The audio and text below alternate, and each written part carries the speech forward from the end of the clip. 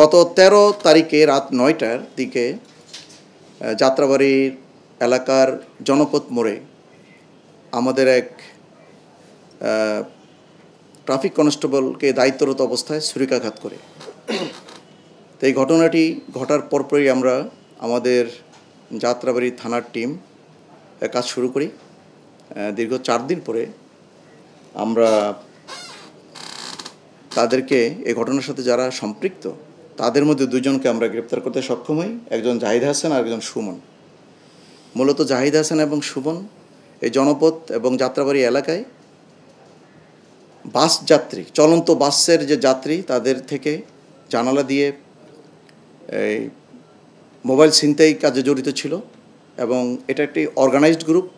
তারা এই জনপথ এবং যাত্রাবাড়ি মোড়ে 10-12 জনের একটা গ্রুপ আছে, তারা এই কাজটি করে। আমরা গোপন সংবাদের ভিত্তিতে এবং আমাদের টেকনোলজি সহযোগিতায় আসামি জাহিদ হাসান এবং সুমন 2 জনকে গত 18 তারিখে গ্রেপ্তার করতে সক্ষম হই এবং তাদের স্বীকারোক্তি নেওয়ার জন্য ইতিমধ্যেই রিমান্ড প্রেয়ার করা হয়েছে। আমরা আশা করি এই ঘটনার সাথে যারা জড়িত আছে বা পূর্বের যে ঘটনাগুলো এখানে ঘটেছে, ছিনতাই বা অন্যান্য যে ঘটনাগুলো আছে, এর সাথে যারা জড়িত আছে আশা করি সে সমস্ত জড়িতদের অচিরেই আইনের আওতায় নিয়ে আসতে সক্ষম হবে।